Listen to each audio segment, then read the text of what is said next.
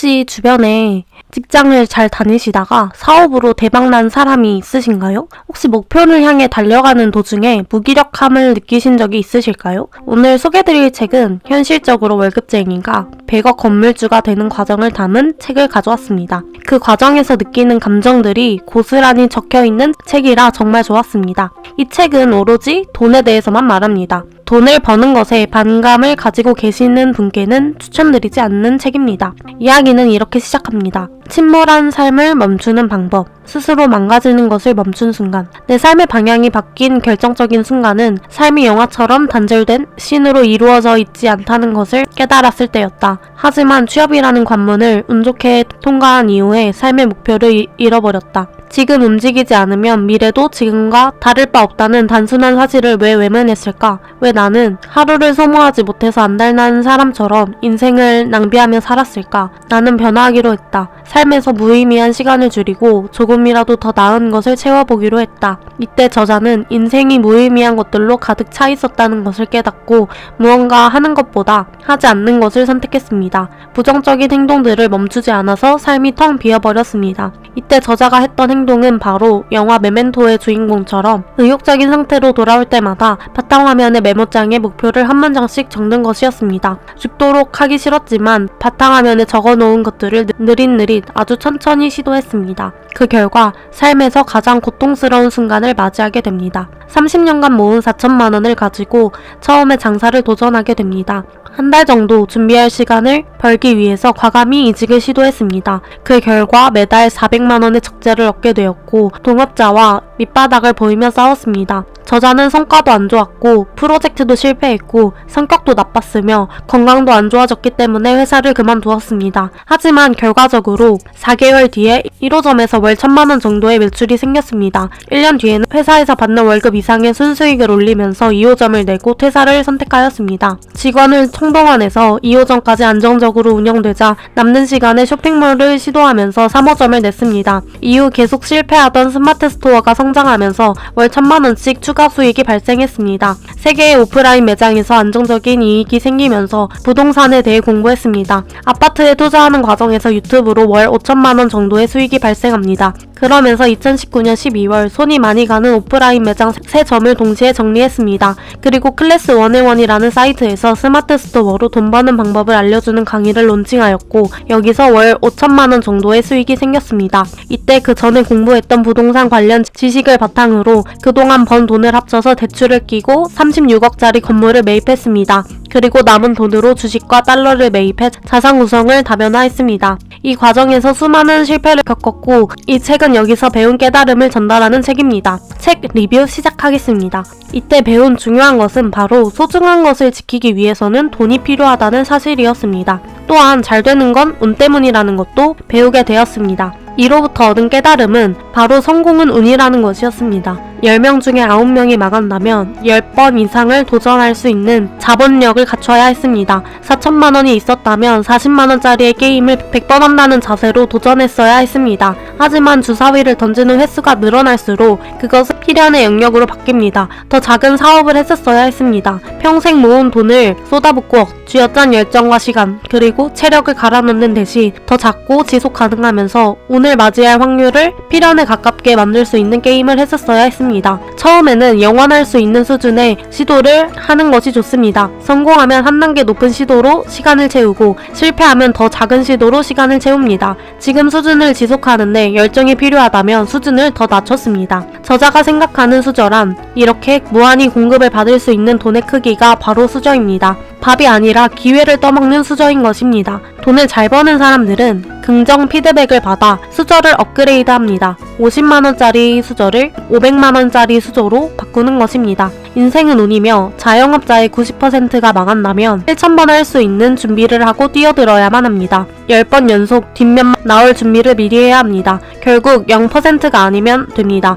0.1%의 확률도 있다면 1000번의 시도를 할 수 있는 방법을 고안하고 더 확실한 승리를 위해 1만 번을 할 수 있는 방법으로 시도하면 됩니다. 불우한 결정의 3가지 공통점은 이렇습니다. 1번 조급함, 2번 격양된 감정, 3번 그 결정을 지켜보는 타인입니다. 여러분들 세상에는 급한 일과 중요한 일이 있다는 것을 아시나요? 두 가지 일의 차이는 중심이 누구에게 있느냐입니다. 중요한 일은 나를 위해 꼭 필요한 일이고 급한 일은 타인에게 중요한 일입니다. 회사에서는 남에게 중요한 일이 나에게 중요한 일처럼 느끼도록 구조가 짜여 있습니다. 저자는 우리 자신에게 이렇게 물어봐야 한다고 합니다. 급한 일을 먼저 해야 될까요? 중요한 일을 먼저 해야 될까요? 저자는 우리가 이기적으로 살아야 한다고 합니다. 그림을 그리든 글을 쓰든 음악을 하든 사업을 하든 나에게 중요한 일을 먼저 해야 한다는 것입니다. 회사는 나에게 중요한 일이 무엇인지 신경 쓰지 않습니다. 세상 사람들도 마찬가지라고 합니다. 그 과정에서 나에게 중요한 일을 하기 위해 급한 일을 벗어나는 방법을 알게 되었습니다. 일요일에는 나만의 생각 시간을 갖는 것입니다.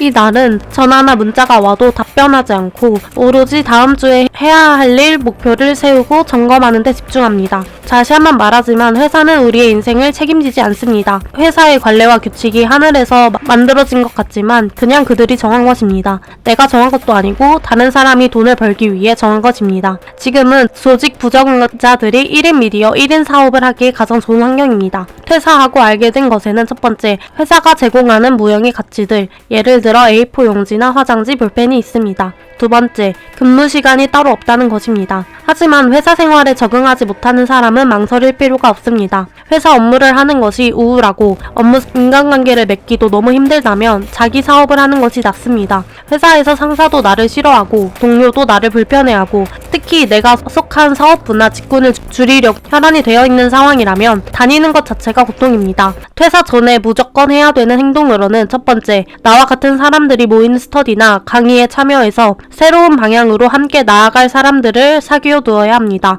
두 번째, 월급이 없어도 생활하는 데 지장이 없을 정도의 부수입을 먼저 만들어 놔야 합니다. 세 번째, 내가 모르는 분야에 대해서 적극적으로 물어보고 찾아보고 배워야 합니다. 네 번째, 투자금으로 쓸 돈은 회사 다닐 때 대출을 미리 받아서 마련해 두어야 합니다.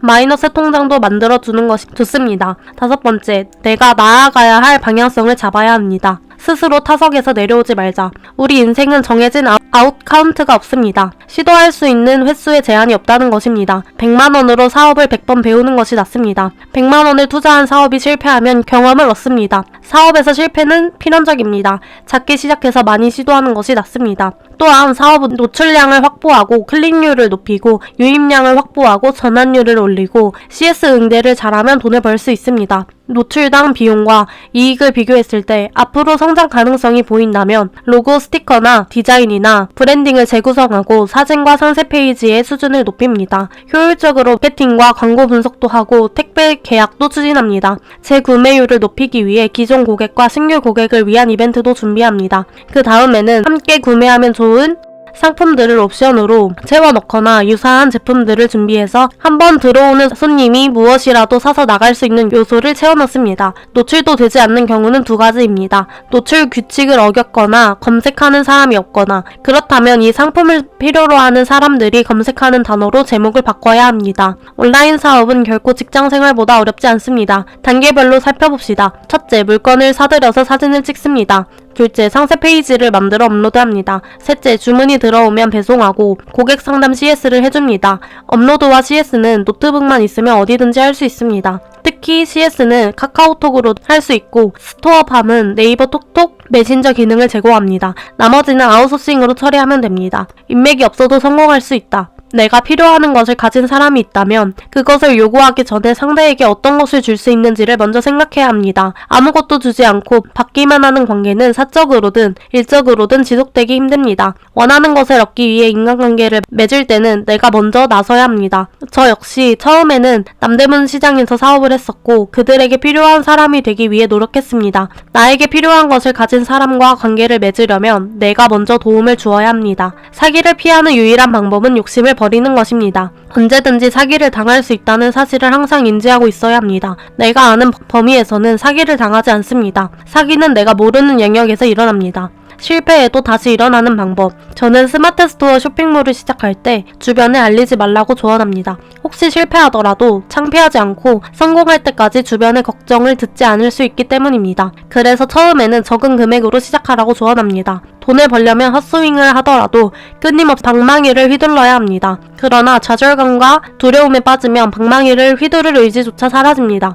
타인의 평가나 험담으로 유발되는 멘탈 붕괴를 막는 가장 좋은 방법은 내가 무엇을 해야 하는지 남에게 알리지 않는 것입니다. 특히 어떤 목표를 세우면 그것을 주변에 얘기하고 도움을 청해서 네트워크를 활용하라고 조언합니다. 하지만 이것은 멘탈이 강한 사람에게나 적용되는 원칙입니다. 주변의 시기와 질투, 불평불만을 신경 쓰지 않고 오로지 자신의 목표를 향해 묵묵히 나아갈 수 있는 사람에게 해당되는 말입니다. 구체적으로 필요할 때는 확실하게 도움을 줄 수 있는 사람에게만 목표와 비전을 말하는 것이 좋습니다. 모든 사람들에게 이야기한다고 해서 나에게 도움되는 것은 아닙니다. 만만한 사람들이 가진 최고의 무기, 나약하고 만만해 보이는 사람들은 사업하는 데 불리합니다. 타인에게 만만해 보이면 무시당하거나 이용당하기 쉽기 때문입니다. 억지로 강인함을 끌어내는 대신 만만하게 보이는 것을 역이용해 해봅시다. 무시당하는 것이 곧 기회일 때가 있습니다. 자유, 돈으로 산다. 우리는 왜 돈을 벌까요? 여러 가지 이유가 있겠지만 자유와 기회를 얻기 위해서입니다. 부모님 집에서 독립을 하려면 당장 집을 얻을 돈이 필요합니다. 수중에 1,000만 원이 있을 때와 1억 원이 있을 때 선택의 폭은 천지 차이입니다. 돈을 벌면 처음에는 행복감이 증가하지만 어느 구간을 넘어서면 행복감이 줄어들기 마련입니다. 내가 절약을 하는 이유. 충분히 돈을 버는데도 잘 쓰지 않는 이유는 언제든 사업이 어려워질 수 있기 때문입니다. 사업이 영원히 성장할 수도 영원히 돈을 벌 수도 없습니다. 유튜브 채널 구독자 수가 예상보다 훨씬 더 많아지기 시작했지만 언젠가는 지금의 인기도 식을 것입니다. 당장 내일이 될 수도 있습니다. 포기를 포기하는 법. 의지력이 약한 사람에게는 의욕도 하루를 넘기기 힘듭니다. 저는 매일매일 사라지는 의욕을 붙잡기 위한 방법으로 컴퓨터 화면에 목표를 한 문장씩 적었습니다. 대부분 돈, 그리고 돈 버는 방법에 관한 것이었습니다. 다음 날이면 전날의 의지력은 싹 사라지고 도저히 이룰 수 없을 것 같았습니다. 포기하고 싶은 생각이 더 강했지만 억지로 도전했습니다. 감정을 타겟팅하라. 타겟에 맞는 콘텐츠를 기획하고 연출하는 것입니다. 보통 쇼핑몰이나 마케팅에서 말하는 타겟팅은 연령대나 성별, 사용기기, 직업, 접속시간 같은 양적 변수에 맞추는 것입니다. 이른바 빅데이터를 활용하는 방식입니다. 감정에 타겟팅하는 것이야말로 인간이 알파고를 이길 수 있는 방법이 아닐까요? 내가 지금 느끼고 있는 감정, 지금 이 시대를 장악하고 있는 감정들 말입니다. 내가 만든 콘텐츠가 이런 감정적 수요를 충족하는 것입니다. 인간의 감정은 무척이나 다양합니다. 그 중에 어떤 감정을 타겟팅해서 어떤 메시지를 던질지 콘텐츠 기획 단계부터 연출에 이르기까지 충분히 반영되어야 합니다. 저희 감상평입니다. 제가 가장 좋았던 파트는 뒷파트인 4, 5, 6 파트보다 평범한 사람이 생각을 바꾸는 과정인 1, 2, 3 파트가 가장 좋았습니다. 다른 자기계발 책의 대부분은 자기가 어떻게 성공을 했는지, 자기가 얼마나 행복한지에 대해서 디테일하게 써있는 반면에 자신이 어려웠을 시절이나 나는 왕따를 당했다, 나는 가난했다, 나는 흙수저였다로 짧게만 언급하고 그러던 내가 지금은 이런 방식의 책들이 많았기 때문입니다. 이 책의 차별 포인트는 정말 평범한 직장인이 월천을 벌기로 마음먹은 과정과 적자를 겪었던 과정에서 빚이 생기자 돈의 중요성을 깨달은 과정이 가장 좋았습니다. 제가 어떤 목표를 이루는 과정에서 힘들 때 꺼내보는 책입니다. 이 책을 읽으면 무기력하던 감정이 열정으로 불타오르는 감정으로 바뀌는 것을 느끼곤 합니다. 이 책의 이름은 왜 Keep Going일까요? 가장 인상 깊었던 구절로 마무리하겠습니다. 나는 돈을 벌기로 결심했다. 저는 지금 부자가 아닙니다. 그렇지만 부자가 될 것입니다. 돈을 벌고 아끼고 투자하는 것을 멈추지 않을 것입니다. 경쟁자를 맞닥뜨리고 위기를 봉착하고 성과가 없는 것처럼 느껴지는 하루하루가 거의 매일 반복되고 쌓여가더라도 말입니다. 오늘 저를 사로잡고 있는 음침한 생각들에 맞서보기로 결정했습니다. 저는 앞으로 돈 이야기를 할 것입니다. 우리는 돈을 벌게 됩니다. 평범하고 아무것도 아닌 것처럼 느껴지는 삶, 출근하고 스트레스를 받고 어제와 비교했을 때 아무것도 변하지 않는 것 같아도 결국 우리는 돈을 버는 방향으로 나아갈 것입니다. 다른 사람들과 비교하지 않고 오늘도 묵묵히 하루를 쌓을 것입니다. 멘탈이 무너지더라도 계속해서 킥고잉 할 것입니다. 저는 돈보다 가치 있는 것을 지키기 위해서 돈을 벌기로 결심했습니다. 저는 창의적인 생각으로 문제를 해결하고 계획한 삶을 실천하는 사람들의 이야기를 전할 것입니다. 킥 키포잉합시다. 지칠 때마다 서로 응원합시다. 저는 그런 공간을 만들기 위해 최선을 다할 것입니다. 적은 돈을 버는 사람을 조롱하지 말고 많은 돈을 버는 사람을 시기하지 맙시다. 묵묵히 오늘도 어제보다 부자 되는 삶을 삽시다. 당신의 시간을 절약해드립니다. 이상 책중독이었습니다.